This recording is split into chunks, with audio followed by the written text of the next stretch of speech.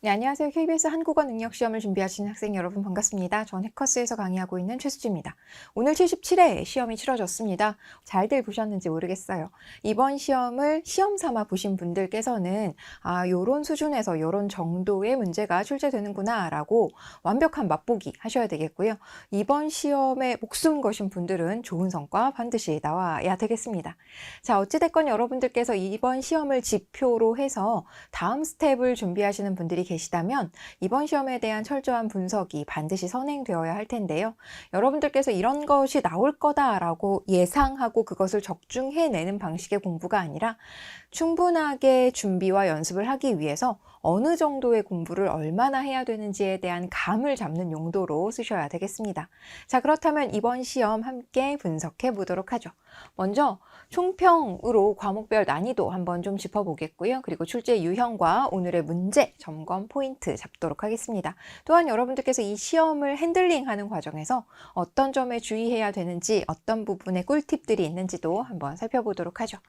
자, 먼저 이번 시험은요, 지난 회차와 그 양상이 크게 다르지 않았습니다. 즉, 지난 회차에서 말씀드렸던 것처럼 읽기의 난이도가 평이했고요. 다만 여러분들께서 어휘나 어법 같은 데서 조금 더 낯설고 새로운 느낌을 받으실 만한 좀 헷갈린다 싶을 만한 것들이 출제되어서 사실상 공부의 방향성은 23년도나 24년도나 크게 다를 것 같지 않습니다. 본질 자체가 흔들리지는 않는 시험인데요.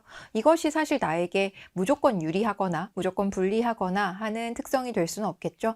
여러분들이 기출에 대한 분석 그리고 기본에 대한 분석이 충분하게 이루어지기만 한다면 명확하게 변별력을 이루어내실 수 있다라는 점만 강조하도록 하겠습니다. 역시 듣기 파트 평이했고요. 여러분들께서 듣기를 통해서 뭔가 대단한 변별력을 이루어내고 싶다라는 생각은 이 시험을 통해서 들지 않는다라는 점 확인하실 수 있을 겁니다. 누가 듣기를 잘하냐 순서대로 등급 주겠다라는 것이 출제위원들의 마음이 아니라는 점 확인하실 수 있겠고요. 무엇보다도 어법 파트 여러분들이 사실상 공부하셔야 되는 파트잖아요. 공부로 해결이 가능한 파트에서 계속해서 변별력이 올라가고 있습니다. 이것은 사실 어법 문제 자체가 어려웠다기보다는 나머지 다른 문제들이 비교적 평이한 형태를 띠고 있기 때문에 그래서 이 어법의 중요도가 더더더 커지는 것으로 느끼시면 되겠습니다. 또한 여러분들께서 어휘 문제 같은 경우도 사실 그렇게 막 만만하지는 않지만 어휘라고 하는 것이 근본적으로 정복할 수 없는 영역이라는 전제하에 이 어휘 문제는 쉽게 나오건 어렵게 나오건 사실상 우리가 하는 거다의 스탠스를 유지할 수밖에 없기는 합니다. 물론 교재에 나와 있는 어휘, 저랑 같이 수업 시간에 다루었던 어휘 정도는 여러분들이 온전하게 책임지셔야 되겠습니다만 어휘 문제를 한두 문제 더 맞기 위해서 과도하게 시간과 에너지를 들이는 것을 권할 수는 없는 것이죠. 무엇보다 여러분들의 읽기 능력 향상에 강조점을 두셔야 된다라는 말씀을 가장 우선순위로 드리고 싶습니다. 읽기의 난도 자체가 대단히 높아서라기보다는 여러분들께서 읽기 파트에 대한 공부와 훈련을 통해서 사실상 쓰기 파트나 창안 파트에서도 변별력을 확인하실 수 있고요. 누가 끝까지 잘 읽어냈는가가 굉장히 많은 것들을 결정하는 시험이다라는 점도 다시 강조하고 싶습니다. 자, 과목별로는 파트별로는 난이도가 사실상 크게 다르지 않았다. 그렇게 엄청나게 눈에 띄는 양상이 드러났던 시험은 아니다라고 말씀드릴 수 있겠고요. 역시 영역별 문제 구성 그대로 출제되었습니다.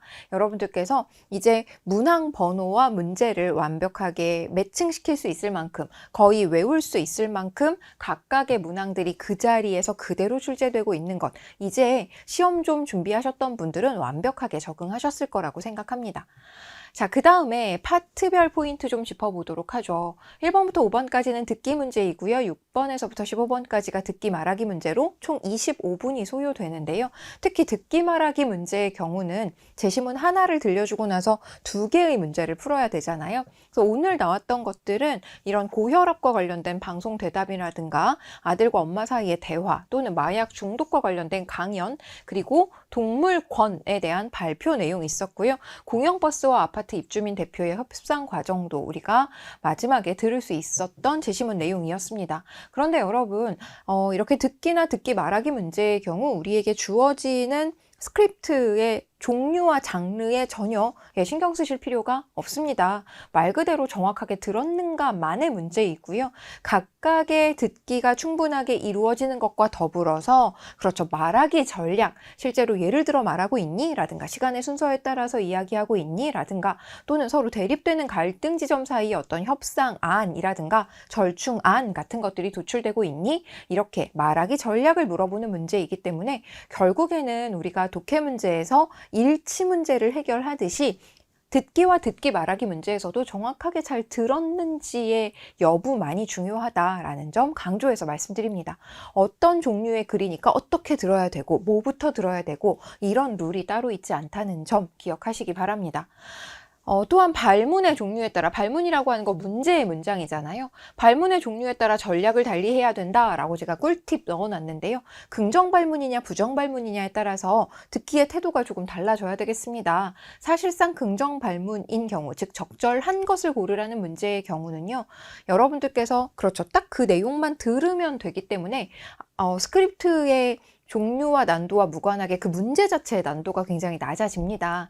그러나 적절하지 않은 것을 골라라 라는 문제의 경우는 그쵸, 적절한 얘기 4가지를 우리가 소거할 수 있어야 되겠고요. 적절하지 않은 것을 골라내야 되기 때문에 사실상 같은 문제라 하더라도 난도가 조금 더 어려워지는 것, 높아지는 것이 사실이긴 하죠.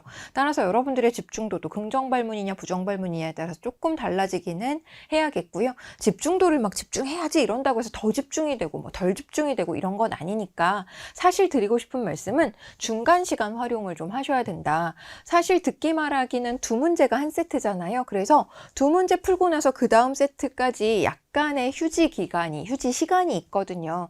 그런데 이게 조금 길게 느껴지는 경우도 있어서 자꾸 뒤에 가서 어휘나 어법 문제 풀고 오시는 분들도 계시기는 합니다.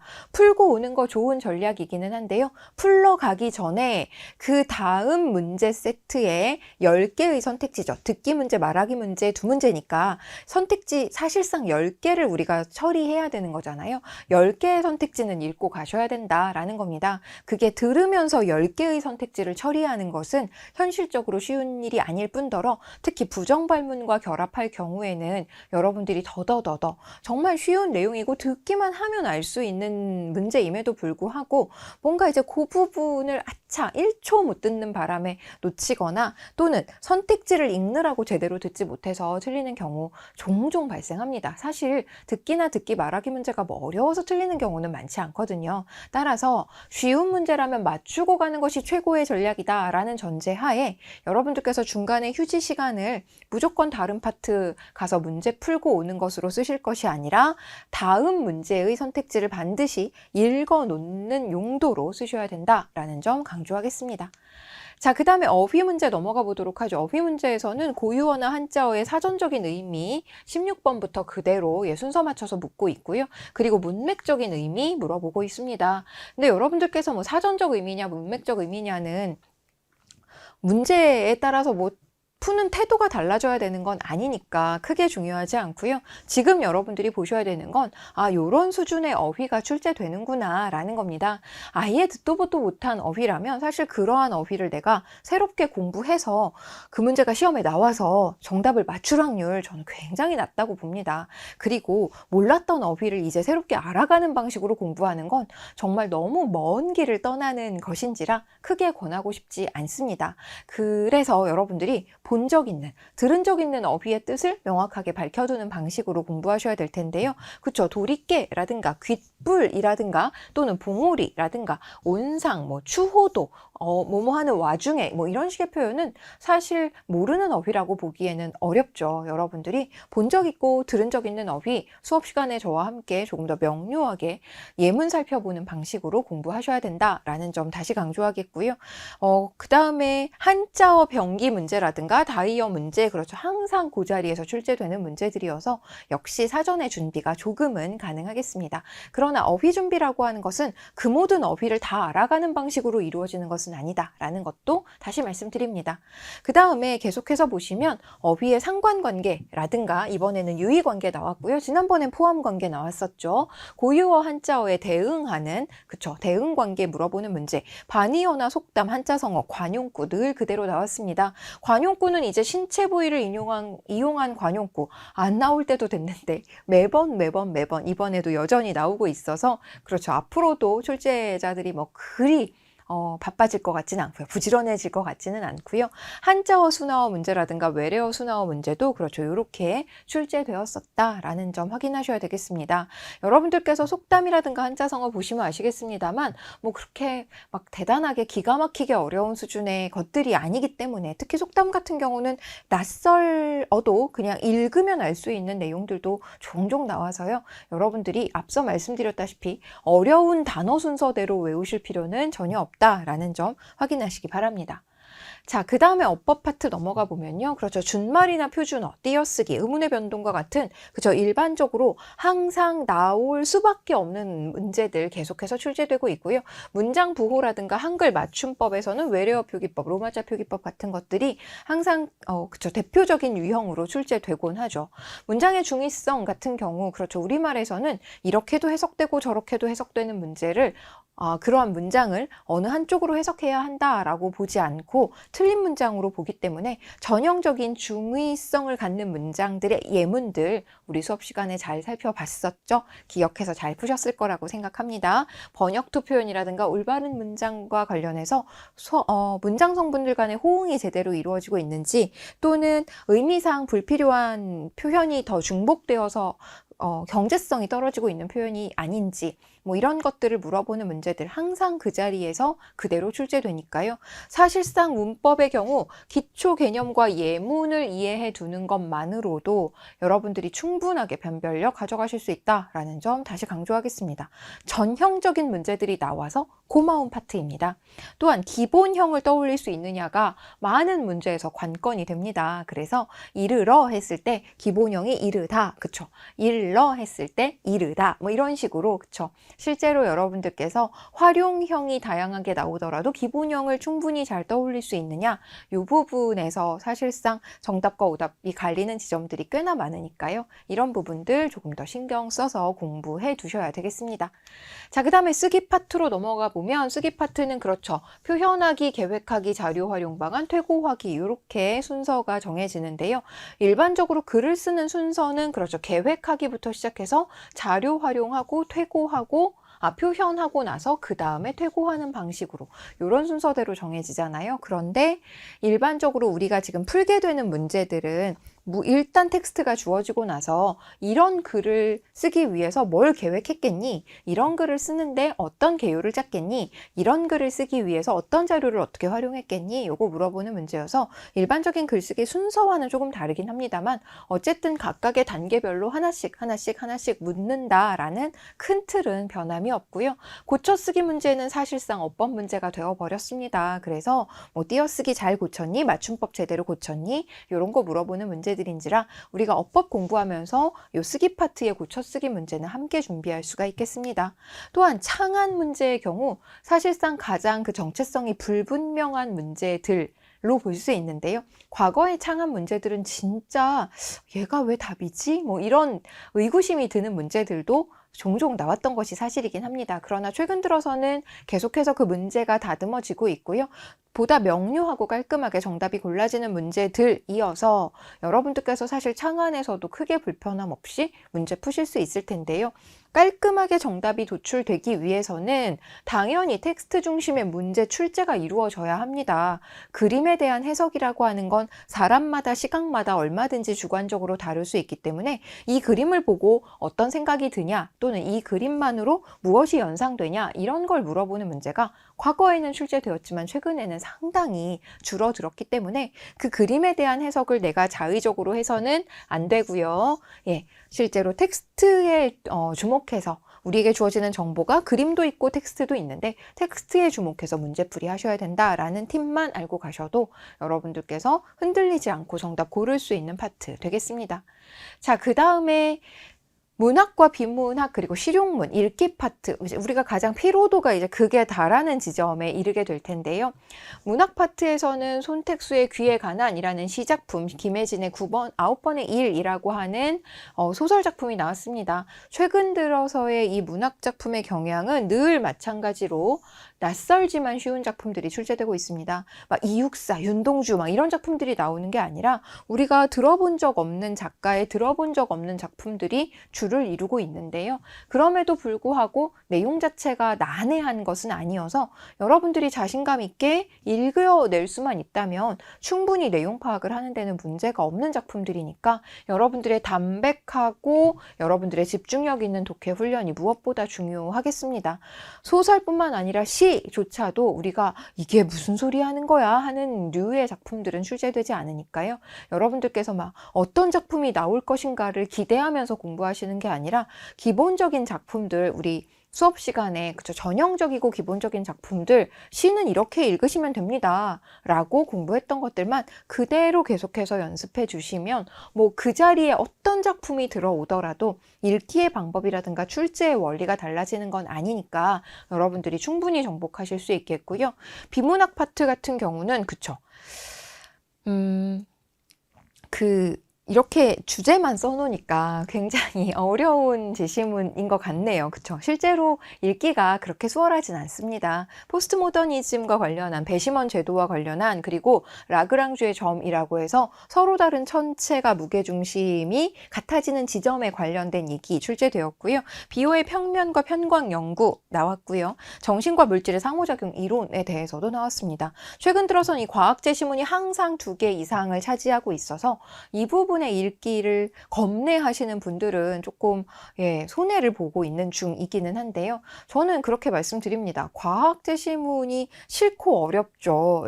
이해하는데요. 그럼 뭐 인문사회는 너무 쉽고 좋으냐? 뭐 그렇지 않아요. 우리는 그냥 제시문은 다 싫죠. 그러니 여러분 뭔가 겁먹지 마시고 두려워 마시고 쫄지 마시고 적극적으로 보셔라. 집중해서 담백하게 읽어내셔라. 그러면 변별력 있는 점수 정도는 충분히 나온다. 우리 어차피 이 시험 100점 받아야 되는 시험 아니니까요. 최대치가 나오기만 하면 되는 거잖아요. 그 최대치가 나오는 데는 가장 좋은 특효약이 그쵸? 누가 끝까지 읽고 누가 끝까지 버텼는가의 싸움이다 라는 점 여러분들에게 늘 강조해서 말씀드립니다. 물론 다 읽고 나서 문제를 풀고 보면 제시문 전체를 읽지 않아도 풀 수 있는 문제가 출제됩니다. 그러나 우리가 실전에서 여기만 읽어도 답을 고를 수 있는 문제인지의 여부를 그 당시에는 알 수가 없다는 거예요. 여러분들께서 연습을 하실 때도 마찬가지로 다 풀고 나서 보면 여기만 보면 됐겠네 라고 생각할 만한 문제들이 많죠. 그러나 실전에서는 중요한 부분만 골라 읽을 수 있고 답과 연결된 부분만 골라 읽을 수 없더라 라는 것을 여러분들께서 공감해 주시기 바랍니다. 흐름과 맥락에 대한 이해, 그리고 집중력 있는 독해, 그리고 여러분들이 조금 더 대담해지셔서 조금 더 대인배가 되셔서 너무 막 빨리 읽는 것 자체를 1순위로 두지 않는 연습이 무엇보다 중요하겠습니다.